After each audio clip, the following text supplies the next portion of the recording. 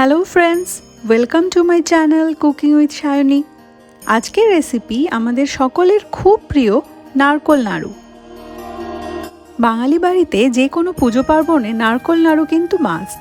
সেই জন্যই খুব সহজ পদ্ধতিতে কিভাবে পারফেক্ট নারকোল নাড়ু বানানো যায় সেই রেসিপি আজকের ভিডিওতে আমি শেয়ার করেছি। নাড়ু বানানোর জন্য আমি নিয়েছি মেজারিং কাপের 2 কাপ কোরানো নারকোল। কোরানো নারকোলটা একটা থালার মধ্যে নিয়ে নিলাম। এরপর 1.5-2 মিনিট সময় নিয়ে খুব ভালো করে নারকোলটাকে মেখে নিতে হবে। এইভাবে নারকোলটা মেখে নেওয়ার ফলে নাড়ুতে খুব তাড়াতাড়ি পাক চলে আসবে।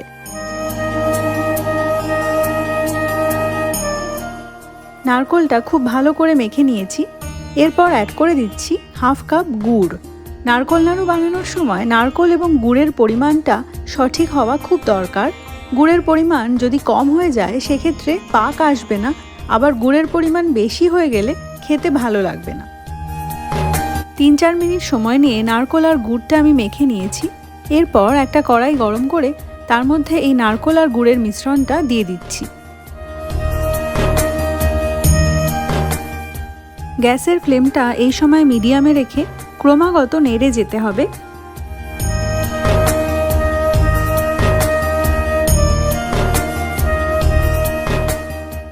প্রায় 5 মিনিট সময় নিয়ে নারকোল আর গুড়ের মিশ্রণটাকে আমি নাড়াচাড়া করছি। এই সময় অনেকটাই পাক চলে এসেছে। অ্যাড করে দিচ্ছি 1 টিস্পুন ছোট এলাচ গুঁড়ো। ছোট এলাচ গুঁড়োটা নারকোল আর গুড়ের সাথে খুব ভালো করে মিশিয়ে দিতে হবে।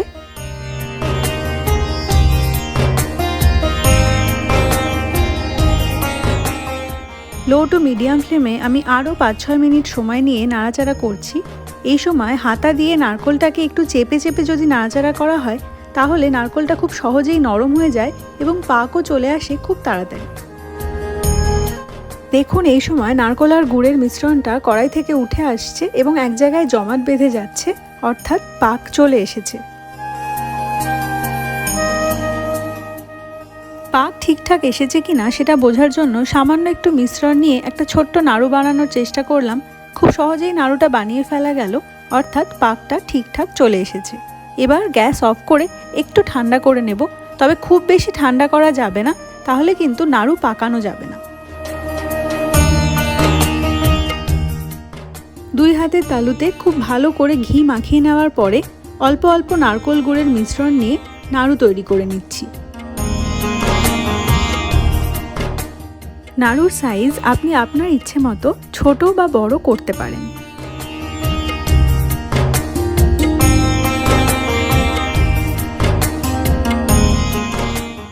একইভাবে সমস্ত নাড়ুগুলো আমি তৈরি করে নিচ্ছি।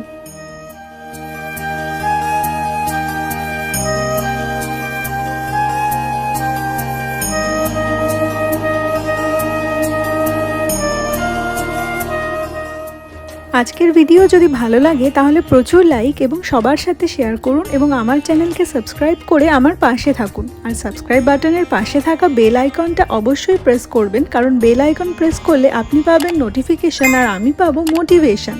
দেখা হচ্ছে পরে নতুন ভিডিও নিয়ে, ততক্ষণের জন্য বাই।